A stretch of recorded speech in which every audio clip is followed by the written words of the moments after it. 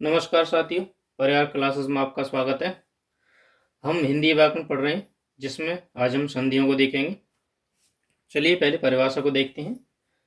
जब दो शब्द एक दूसरे के पास आ जाते हैं, तब पहले शब्द की अंतिम ध्वनि और दूसरे शब्द की प्रथम ध्वनि का जो मेल होता है उसे ही संधि कहते हैं, जिससे एक नया शब्द बनता है। संधियां तीन प्रकार की होती हैं: स्वर संधि, व्यंजन संधि और विसर्ग संधि। सबसे पहले स्टार्टिंग करते हैं स्वर संधि। और स्वर संधि में भी दीर्घ स्वर संधि, क्योंकि हमने सभी स्वर देख लिए हैं। दीर्घ का मतलब ये है कि ये कोई भी स्वर छोड़ेगा वह हमेशा बड़ा हो जाएगा, दीर्घ हो जाएगा, और दोनों तरफ जो प्लस का चिन्ह होगा दोनों ही तरफ समान स्वर होंगे। जैसे कि यहाँ पर अ और अ, बड़ा आ हो जाएगा, छोटा अ, बड़ा आ हो जाएगा। जैसे देव, तो हमने पढ़ा था कि जिसमें नीचे हल चिन्ह नहीं लगा होगा उसमें अ जुड़ा होगा, तो यहाँ पर एक अ जुड़ा हुआ है और आगे भी अ है, तो ये मिलकर के बड़े आ की मात्रा बना लेंगे। इसी वजह से यहाँ पर लिखा है देवाधिदेव। उसी प्रकार पुस्तक, पुस्तक में हल चिन्ह नहीं है, तो इसमें इसका मतलब एक अ जुड़ा हुआ है और सामने भी बड़ा आ है, तो ये दोनों मिलकर के बड़ा आ का निर्माण कर लेंगे या उसकी मात्रा को लगा देंगे। तो पुस्तक धन आ की यहाँ पे मात्रा लग गई और आलय पुस्तकालय। दीर्घ स्वर संधि, सीधी बात, कोई भी स्वर हो, चाहे छोटा हो बड़ा हो, हमेशा बड़ा ही हो जाएगा। ये इसके अन्य उदाहरण है सॉरी, जैसे परीक्षा प्लस अर्थी, तो आ प्लस आ बड़ा ही रहेगा हमेशा, तो परीक्षार्थी। विद्या धन आलय, विद्यालय। ई की मात्रा रवि प्लस इंद्र, रवींद्र। मुनि प्लस ईश, मुनीश। मही प्लस इंद्र, महींद्र। रजनी प्लस ईश, रजनीश। गुरु प्लस उपदेश, गुरुपदेश। सिंधु प्लस उर्मी, सिंधुर्मी।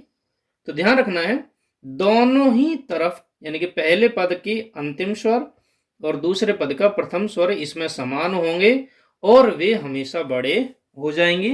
ये है दीर्घ संधि।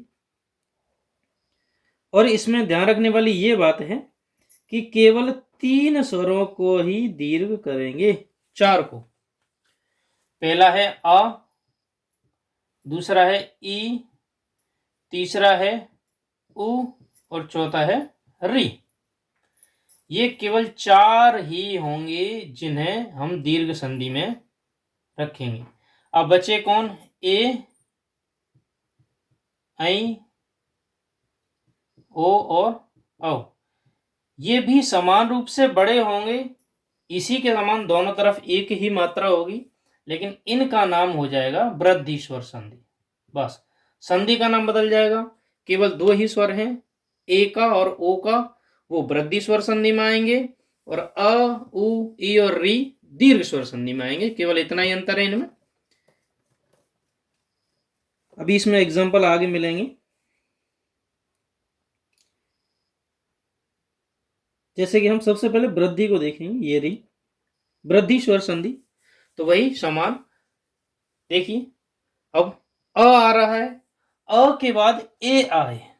पहले पद में अ जुड़ा हुआ है क्योंकि हल नहीं लगा हुआ है इसमें, तो एक लिखा हुआ है, हल चिन्ह नहीं है, इसका मतलब इसमें क्या है, एक अ है और सामने आ गई ए, तो ये हमेशा बड़ी ए की मात्रा या बड़ी ए बन जाएगी।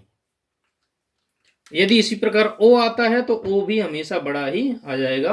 और ध्यान रखना, पहले वाले पद में हमेशा आ की मात्रा ही होगी, यह ध्यान रखने वाली बात है।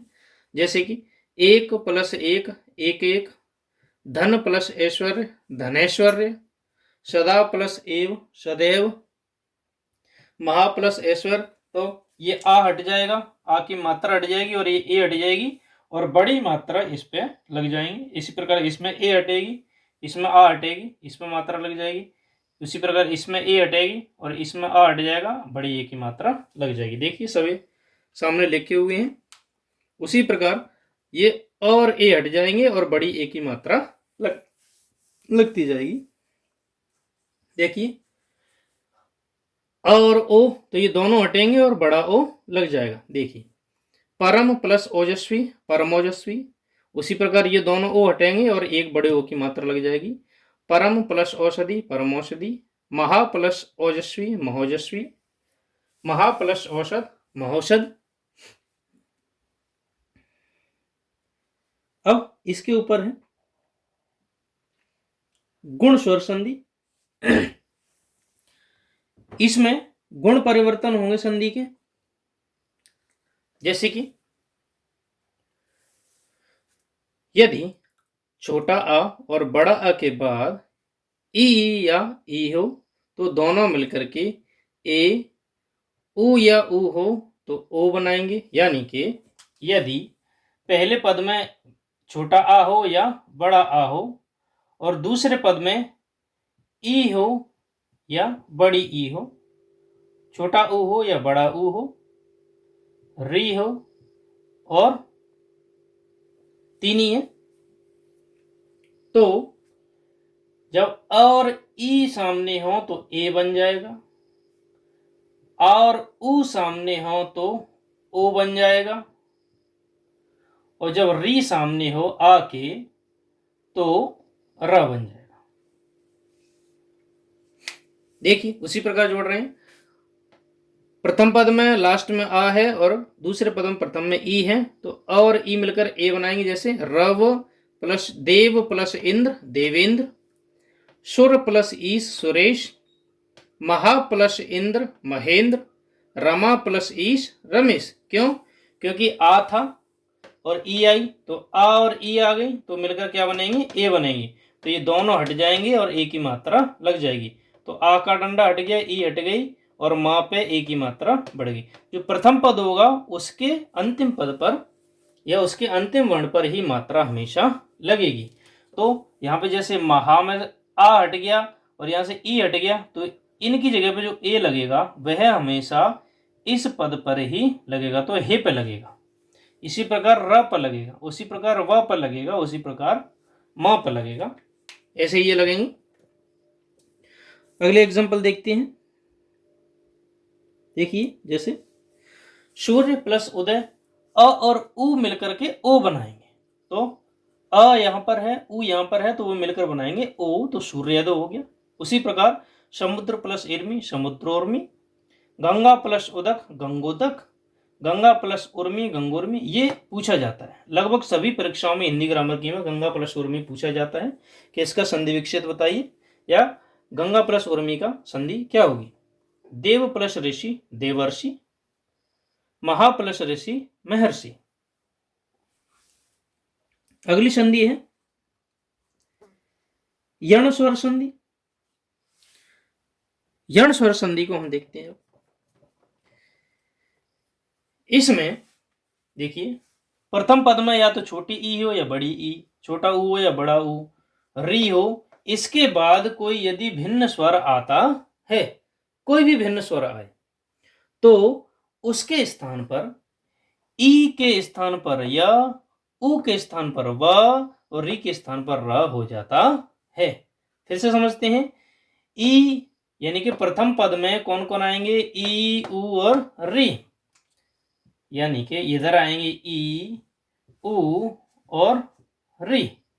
इधर कोई भी भिन्न स्वर होगा तो ई का हो जाएगा या, ऊ का हो जाएगा व और री का हो जाएगा र।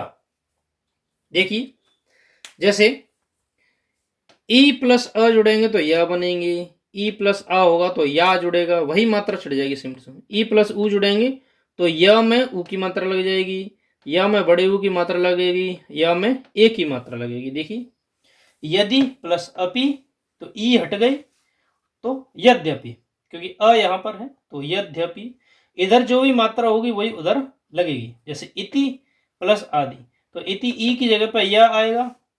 जैसे कि ई आधा ता बचा, क्यों? क्योंकि इसमें से स्वर अलग हो गया। तो अब ई के स्थान पर कौन आएगा? या। एक आ हम इसमें से ले लेंगे और बचा दी, इत्यादि। तो इसका सही उत्तर हो गया इत्यादि। उसी प्रकार प्रति प्लस उपकार प्रत्युपकार, नि प्लस ऊन न्यून, प्रति प्लस एक प्रत्येक। उसी प्रकार ये उदाहरण है सभी। अति प्लस ऐश्वर्य अत्यैश्वर्य, दधि प्लस ओदन दध्योदन, मति प्लस औदार्य मत्योदार्य। और ये सभी उदाहरण हैं सखी युक्ति। नदी प्लस उर्मी नद्युर्मी, देवी प्लस ऐश्वर्य देवैश्वर्य, अनु प्लस आय अन्वय। ये सबसे फेमस है। सु प्लस आगत स्वागत, ये सबसे ज्यादा फेमस है, ये पूछा जाता है।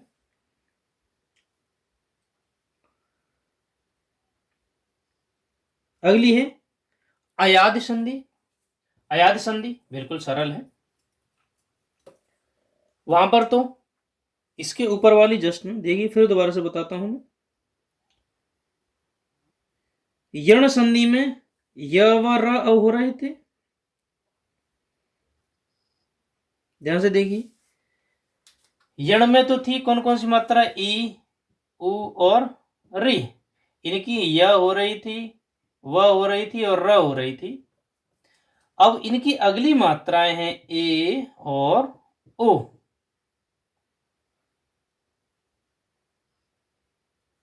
छोटी ए और बड़ी ए, छोटा ओ और बड़ा ओ। बस इनके स्थान पर छोटी ए के स्थान पर अय, बड़ी ए के स्थान पर आय, छोटे स्थान के ऊपर अव और बड़े ओ के स्थान पर आ। बस इतना अंतर है, अय आय अब और आव। देखिए अब देखते हैं हम। तो ने लिखी है ने, तो ए आ गई एक, इसका मतलब इसके स्थान पर अय आएगा। अय कौन सा, ये वाला अय आएगा नुक्ता वाला। तो ये वाला आ हटा देंगे और ने की मात्रा हटा देंगे, तो यहां पर बचा न और ये वाला। क्योंकि इस न पे से जब हम इस मात्रा को हटाएंगे तो ये हल चिन्ह लग जाएगा, इसका मतलब इसमें स्वर नहीं है। तो हम इस जो अय है, अय का अ इसे दे देंगे तो न पूरा हो जाएगा। ये इधर भी हल चिन्ह है, तो ये वाला आ हम इसको दे देंगे, तो यहाँ पे य फिर न, तो हो गई नयन। यहां पर आ गई बड़ी ए, ने प्लस अक, ने मतलब आय लगेगी, तो आय लगेगी तो नाय, तो नायक। इसी प्रकार ओ की अब आएगी, पो की जगह पे अब, तो पवन। उसी प्रकार पावक, उसी प्रकार पवित्र और आगे नाविक। ये आपको समझनी होंगी, दोबारा से वीडियो को बैक करके देख सकते हैं।